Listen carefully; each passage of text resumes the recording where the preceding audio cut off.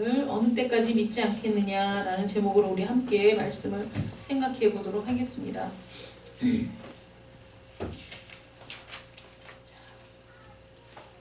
오늘 말씀을 보시면 이스라엘에 대한 하나님의 엄중한 판결이 나옵니다. 심판의 선고가 나오는 것이죠. 그래서 오늘 말씀 보시면 11절 말씀 보시면 여호와께서 모세에게 이르시되 이 백성이 어느 때까지 나를 멸시하겠느냐, 어느 때까지 나를 믿지 않겠느냐.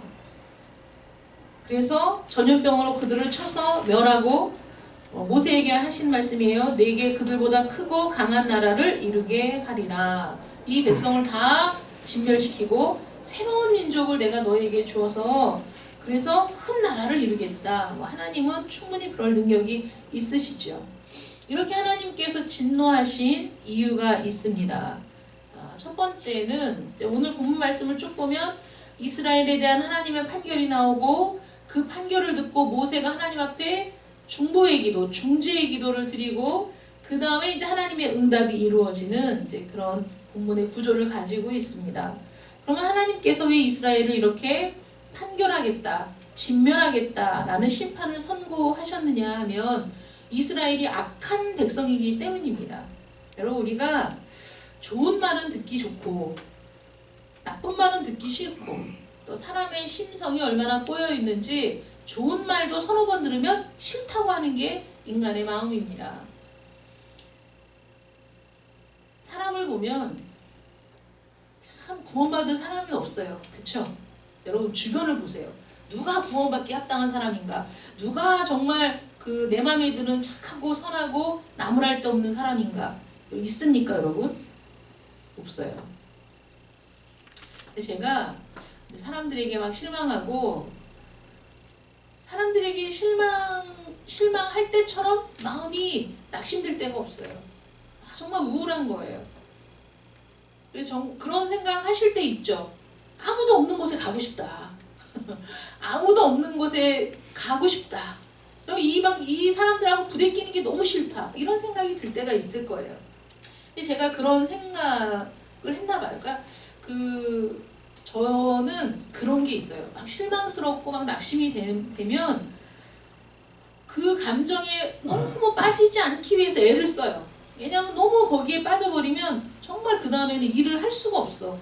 그래서 어느 정도 거리를 두고 바닥까지 빠지지 않으려고 애를 쓰는데 근데 마음은 힘이 들었나 봐요. 정말 사람이 없는 곳에 가고 싶다. 정말 사람이 싫다 이럴 때가 있잖아요. 근데 제가 어저께 꿈을 꿨어요. 꿈을 꿨는데 이제 눈을 딱 떴는데 너무 아름다운 설경이 쫙 펼쳐진 거예요. 야, 그렇게 아름다울 수가 없어. 막 그 자연 경관이 너무 아름답고 아주 하얀 눈이 온 세상을 다 뒤덮고 있어서 강의 형태와 나무의 형태만 보이고 전부 다 하얀 그런 세상이에요. 그래서 제가 눈을 뜨고 너무 아름답다. 너무 아름답다. 그게 몇 초도 지나지 않았어요. 뭔가 이상해. 인 적이 없어. 아무도 없는 거야. 그 꿈의 그 느낌이요. 아무도 없어요. 사람이 아예 없어요. 너무 아름다운데 사람이 아예 없어.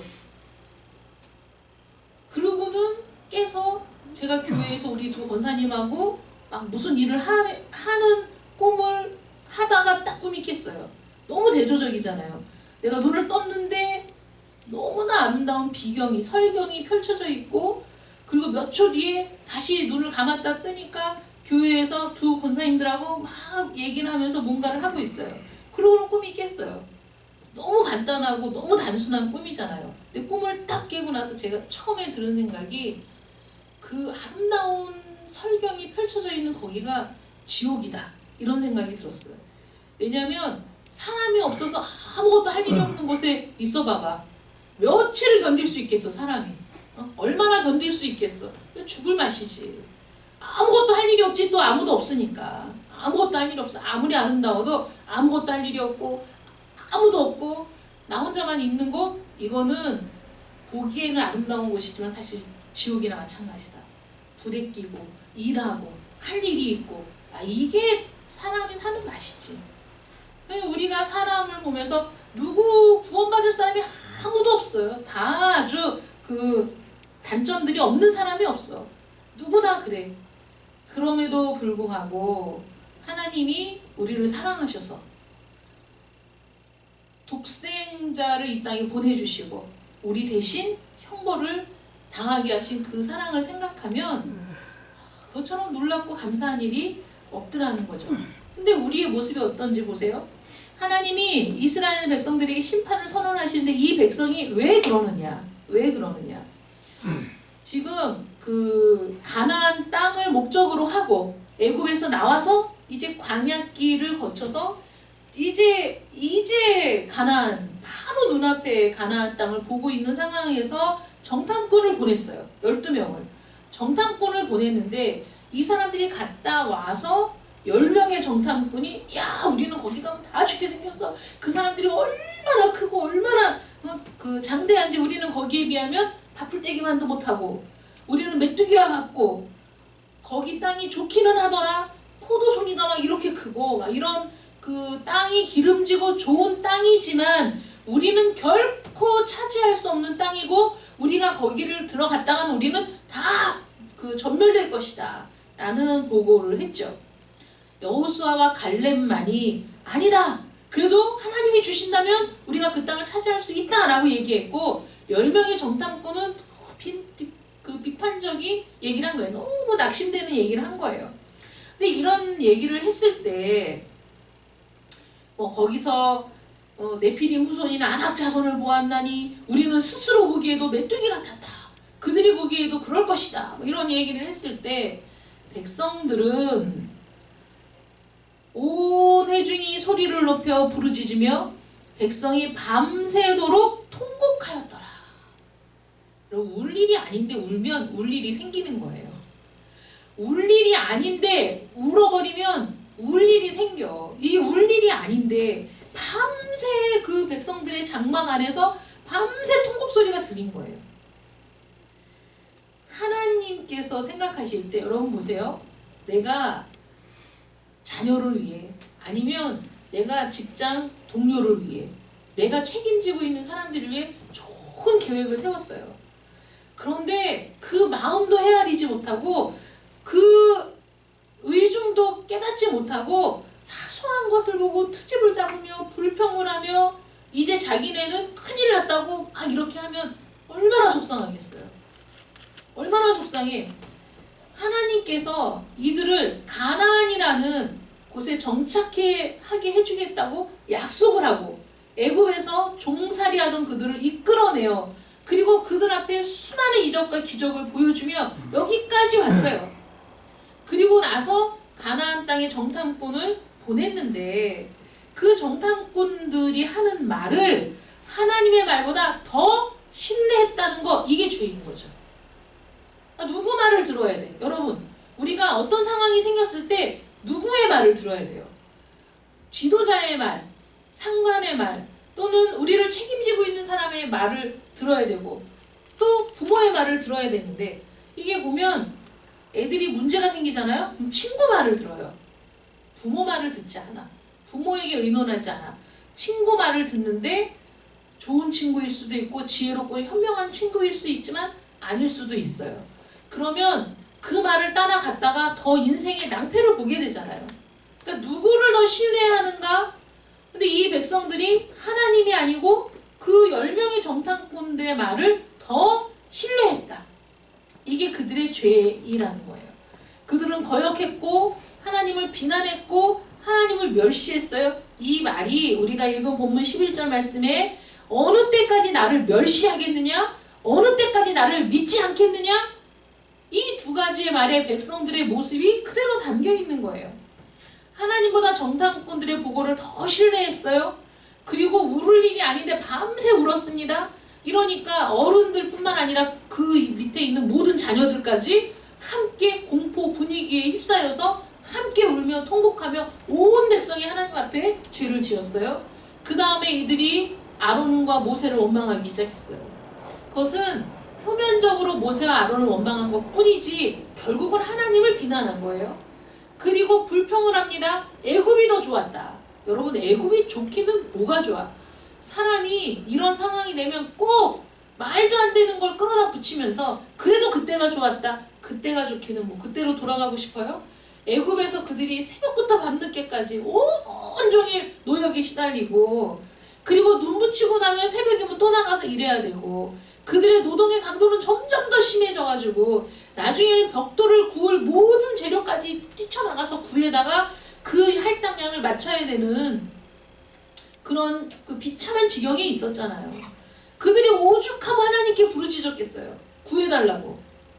그들이 구해달라고 부르짖었을 때 하나님이 모세를 일으키사 그들을 구원하신 거거든요. 그런데 그때가 좋았다? 거기로 돌아가고 싶다?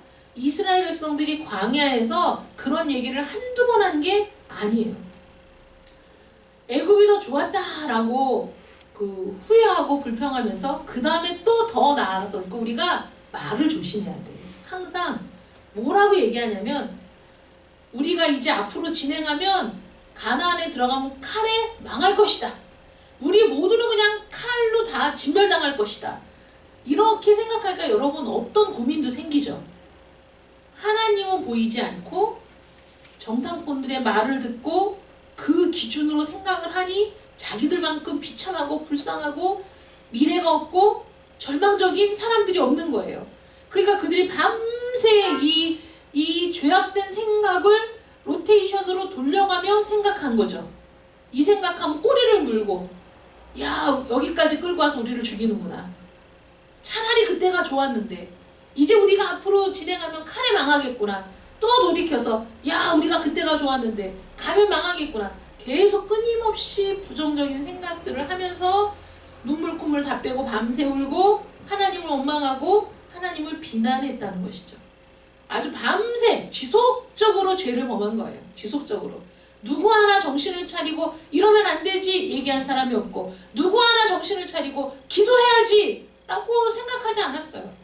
여러분, 사람이 죄악 가운데 갇히면 하나님을 찾아야 되겠다, 이러면 안 되지, 기도해야 되겠다, 이런 생각이 안 드는 거예요. 밤새 죄를 짓고 또 죄를 지었어요. 그래서 하나님께서 뭐라고 판결하십니까? 이 백성이 나를 멸시하고 이 백성이 나를 믿지 않으니 내가 전염병으로 그들을 쳐서 멸하겠다. 이렇게 말씀하시는 거죠. 전염병이라는 것이 성경에 여러 번 나옵니다. 근데 항상 심판의 도구로 쓰인 거죠. 왜냐하면 전염병이라는 게 급속도로 확산되고 사람이 막기가 어렵고 밀집되어 있는 지역에서는 폭발적으로 그 전염병이 확산되기 때문에 지금도 여러분 보세요. 이 21세기에도 전염병을 막기가 어렵잖아요. 약도 없어요. 백신도 없어요.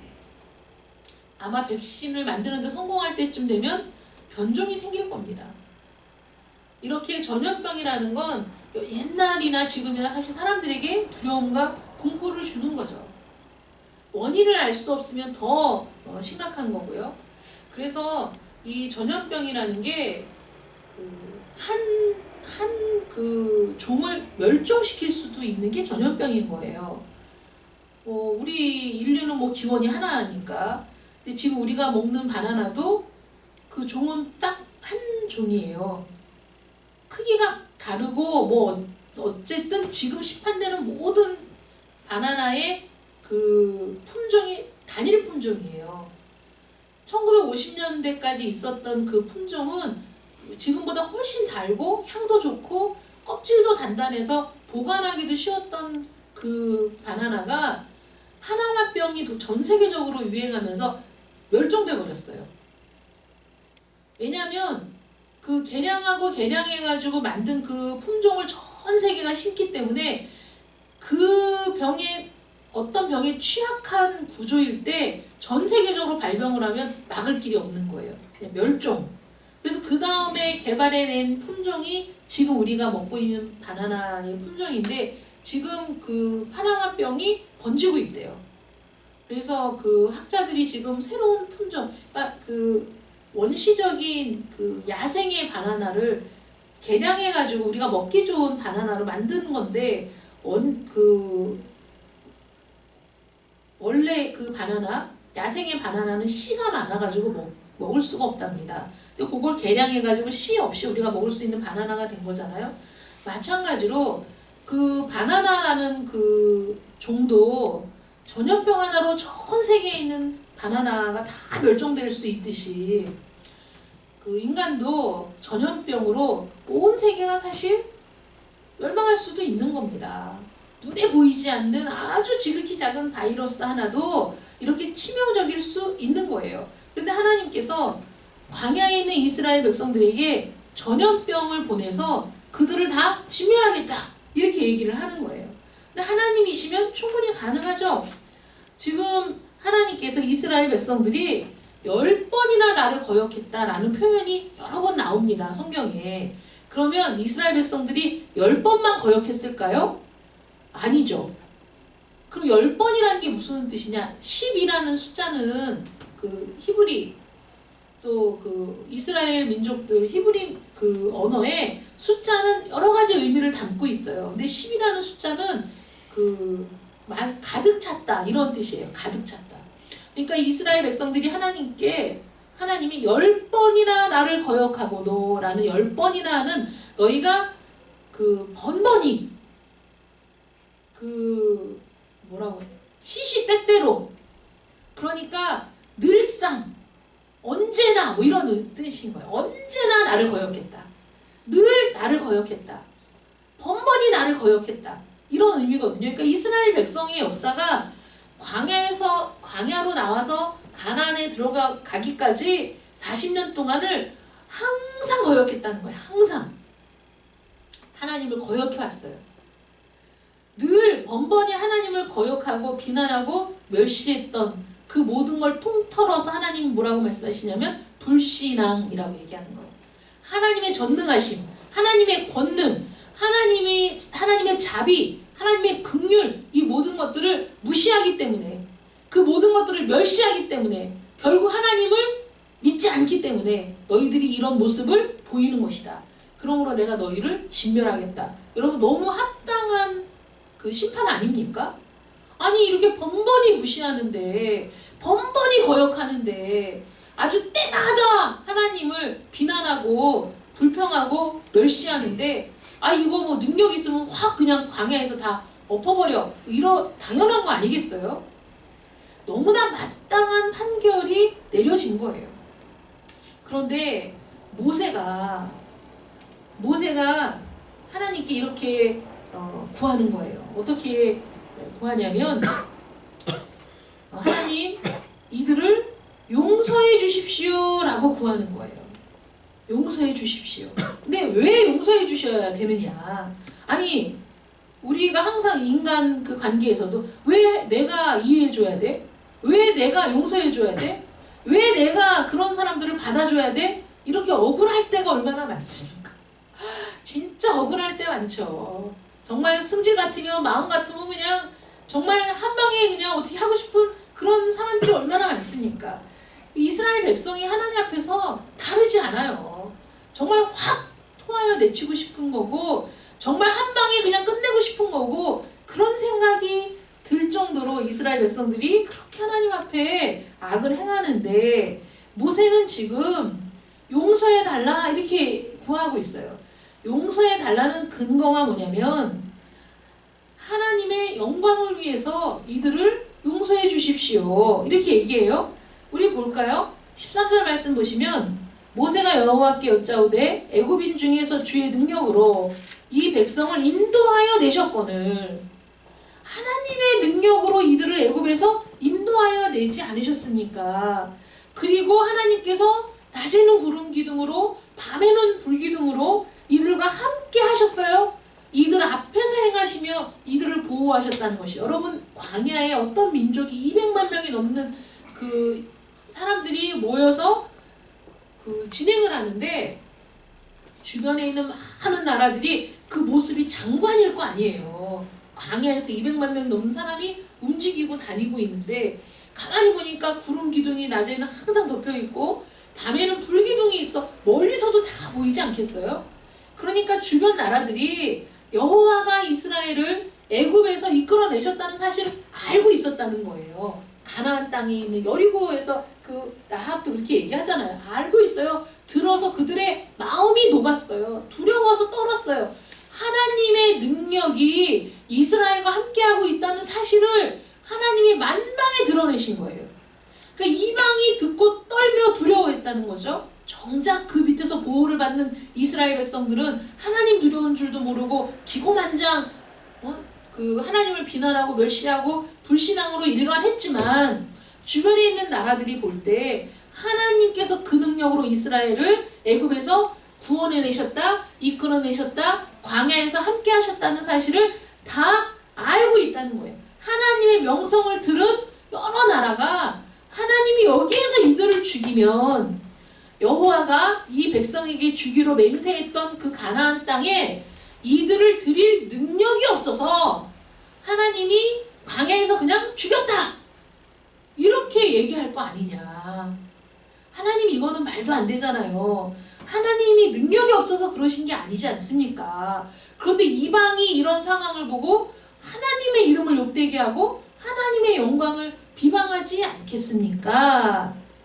이렇게 얘기하는 거죠. 그러므로 이제 구하옵나니 이미 말씀하신 대로 주의 큰 권능을 나타내시옵소서. 여러분, 하나님의 큰 권능은요, 죄인을 용서하시고 사랑하시는 데에도 나타나는 거예요.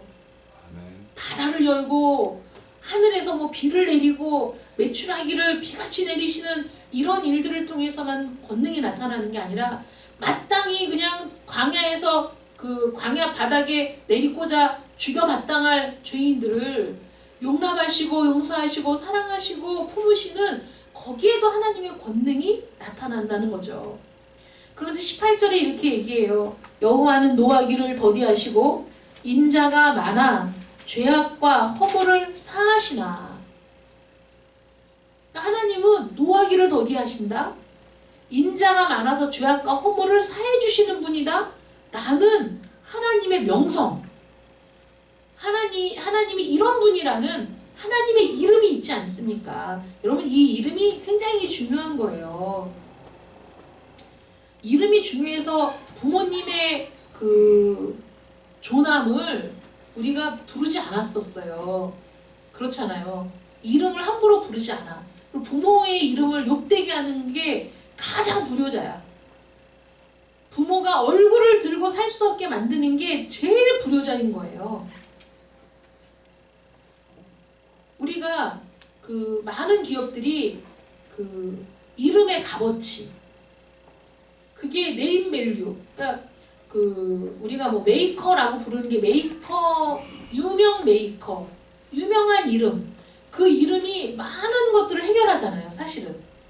그래서 뭐 삼성 그러면 그 삼성이니까 믿을 수 있다라는 마음이 드는 게 그 이름의 값어치를 유지하기 위해 들이는 노력과 시간과 물질이 있는 거예요. 그래서 삼성이라는 어떤 이미지, 그 이미지 하나를 만드는데 오랜 세월이 걸리는 거고, 그 이미지를 하나 만들어 놓고 나면 그 다음에 많은 일들 속에서 그 이미지가 각인된 사람들이 거기에서 나오는 모든 것들에 대한 호감으로 바뀌는 거거든요. 그래서 그 이름의 값어치를 떨어뜨리지 않기 위해 수많은 회사들이 애를 쓰고 있죠. 그리고 이름을 계속 띄워서 그 이름을 알리는 건데, 하나님의 이름이 이미 그 당시만 해도 온 땅이죠. 온 땅에 하나님의 이름이 알려졌어요. 하나님이 어떤 분인지 온 이방이 주목하고 있어요. 그러니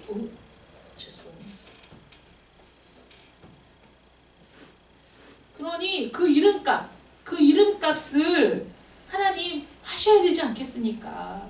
이스라엘 백성들을 구원하신 분이 하나님 아니십니까? 그런데 이런 일로 진멸하시면 안 됩니다. 하나님은 노하기를 더디하시고 인자가 많아 죄악과 허물을 용서해 주시는 분 아니십니까?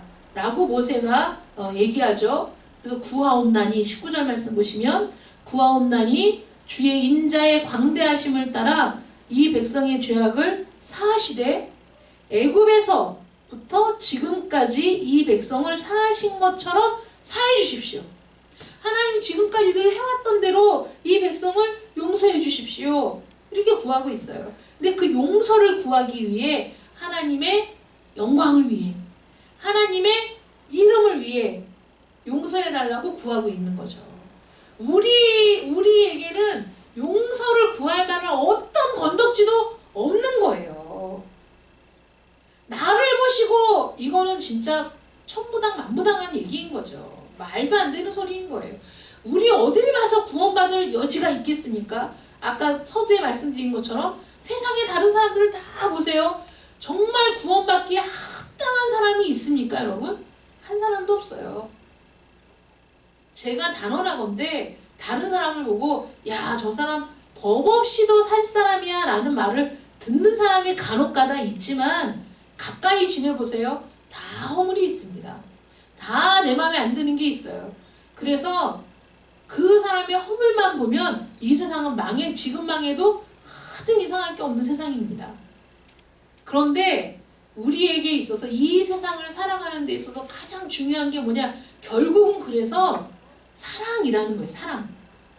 사랑과 용서의 마음이 아니고서는 이 세상을 유지하고 존속시킬 방법이 없는 겁니다. 그래서 조용필 씨가 97년도에 발표한 곡이라나? 그거 바람의 노래인가 보니까 그래서 이제는 사랑하며 살겠다라는 그 가사가 있더라고요. 그래서 이제는 사랑할 거야. 이제부터는 사랑만 하며 살 거야. 라는 가사가 있던데 우리가 돌고 돌아서 실망하고 낙심하고 다른 사람들 때문에 마음 아프고 고통을 겪고 그래서 그렇게 하다 보면 모든 인간에 대한 혐오로 이어지고 모든 사람이 없어졌으면 좋겠다고 생각하고 아무도 없는 데 가서 살고 싶다고 생각하지만 결국은 우리가 부딪히며 함께하는 이 세상에서 용서하고 사랑하며 사는 것이 우리가 살아가야 할 가장 좋은 삶의 방식이라는 것이죠.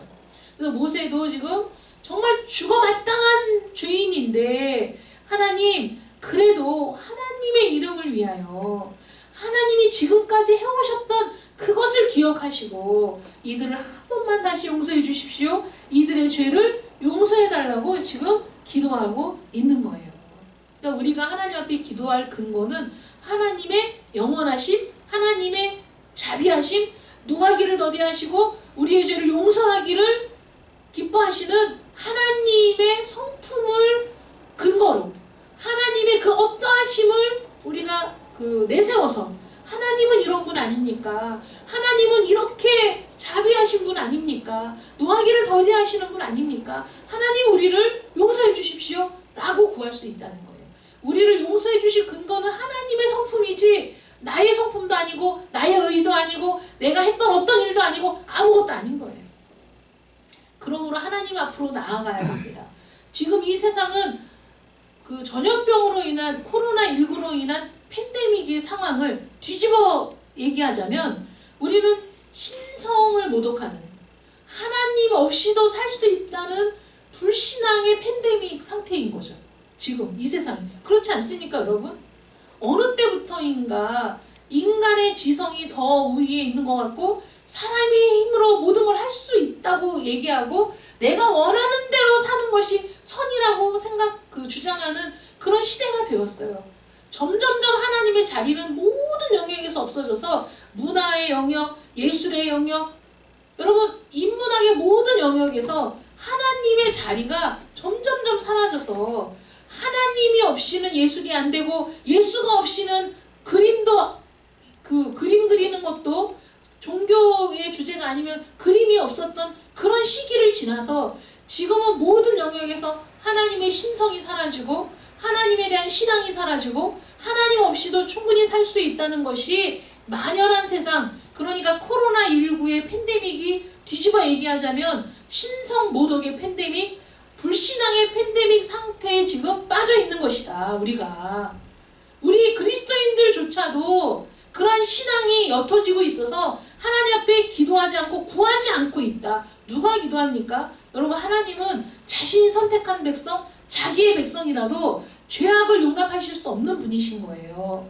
하나님을 불신앙하고 멸시하는 이들을 진멸하겠다라고 지금 얘기하시는 분이 하나님이시거든요. 지금 오늘날 우리의 모습을 보면 하나님이 언제든 이 교회에 하나님의 백성들에게 전염병을 보내시고 진멸하겠다고 말씀하셔도 전혀 이상할 것이 없는 그런 세상이라는 거예요. 우리조차도 뜨거움이 없어, 기도하지 않아, 구하지 않아, 하나님의 도우심이 없어도 살 수 있을 것처럼 여러분 살고 있지 않습니까? 지금? 하나님 없이도 살고 있지 않냐고요. 하나님의 은혜 없이도 살 수 있다고 생각하고 있는 건 아닙니까? 주일날 하루 나와서 예배를 드리는 것이 내가 하나님 앞에 하는 최선의 잘하고 있는, 내가 하나님 앞에 드릴 수 있는 최선이다 라고만 생각하고 여러분 주중에 여러분 기도하시냐고요. 하나님께 이 세상을 위해 또 사랑하는 이들을 위해 지금 힘들고 고단한 문제를 위해 하나님 앞에 기도하고 있냐고요. 내가 겪는 힘들고 어려운 문제는 하나님이 해결할 수 없다고 생각하는 건 아닙니까? 하나님의 도움이 필요 없다고 생각하기 때문에 여러분들이 기도하지 않는 거 아니냐고요. 그러면서 실망하고, 그러면서 낙심하고, 그러면서 사람들에게 환멸과 혐오를 느끼고, 그러면서 아무도 없는 곳에 가서 살고 싶다고 생각했던 저처럼, 그래서 그 모든 생각을 하는 동안에 하나님은 없고, 그 모든 생각을 하는 동안에 하나님을 구하거나 찾지 않으면서 스스로의 절망 가운데 그냥 깊이 들어가는 것, 그게 바로 하나님을 무시하고 멸시하고 하나님을 불신앙하는 행태가 아닌가 하는 거죠. 그러다 보니까 전반적으로 우울감에 빠져서, 전반적으로 열정을 잃어버려서, 전반적으로 성령의 충만함을 사모하지 않고 그저 오늘 일어나서 오늘 하루를 마치는 일, 그것이 인생의 전부인 것처럼 생각하며 사는 하루하루를 우리 돌이켜보면, 아, 이것이 하나님께 우리가 범죄했구나, 이것이 죄였구나, 하나님이 오늘 당장 나에게 심판을 선언하시고 내 생명을 앗아가도 내가 하나님 앞에 할 말이 없구나. 그런 상황이 여러분 지옥인 거예요. 하나님 없이 사는 세상, 하나님 앞에서 부단히 고민하고 또 그 앞에서 어떻게 하나님의 그 뜻을 구하며 하나님 앞에 신앙으로 사는 것인가, 무엇이 신앙으로 사는 것인가, 무엇이 하나님을 의지하며 사는 것인가, 하나님에 대하여 우리가 고민하지 않으면서 사는 이 모든 날들이 사실은 지옥이다.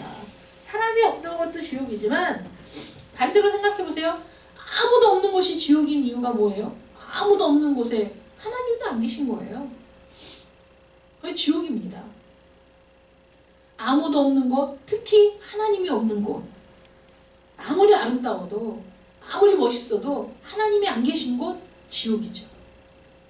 불타오르는 뜨거운 그 불길 속에서 고통에 찬 비명소리를 지르는 곳만 지옥이 아니라 하나님이 안 계신 곳이 바로 지옥인 거예요.